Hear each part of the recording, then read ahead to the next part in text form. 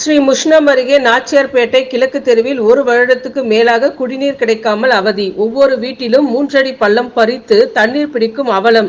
குடிநீர் பைப் லைனில் ஒரு சொட்டு தண்ணீர் கூட வராத வேதனை. கடலூர் மாவட்டம் ஸ்ரீ முஷ்ணம் அருகே நாச்சியார்பேட்டை கிராமத்தில் கிழக்கு தெருவில் 200க்கும் மேற்பட்ட குடும்பங்கள் வசித்து வருகின்றனர்.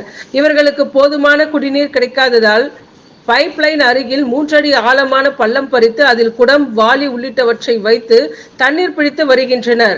குடிநீர் பைப் லைனில் சரிவர தண்ணீரும் வருவதில்லை. இது குறித்து அவர்கள் குறிப்பிடும் போது, மேல்நிலை நீர்த்தேக்க தொட்டியில் முழுமையான அளவில் நீர் நிரப்பாமல் இருப்பதாலும், மேல்நிலை நீர்த்தேக்க தொட்டிக்கு போதுமான தண்ணீர் தரக்கூடிய போர்வெல் அமைக்காமல் தண்ணீர் ஏற்றுவதற்கு தேவையான மின்சாரம் இல்லாமல் இருப்பதே இவற்றுக்கு காரணம் என தெரிவிக்கின்றனர்.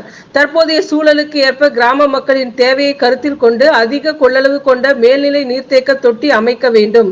இது குறித்து பலமுறை அதிகாரிடமும் ஊராட்சி நிர்வாகத்திடமும் தெரிவித்தும் எந்த நடவடிக்கையும் இல்லை என வேதனையோடு கண்ணீர் சிந்துகின்றனர். தினசரி குடிநீர் பிடிப்பதே பெரிய வேலையாக இருக்கின்றது எனவும், இதனால் தினசரி வாழ்வாதாரம் பாதிப்படைகிறது. கூலி வேலைக்கு கூட செல்ல முடியாத நிலை ஏற்பட்டுள்ளது.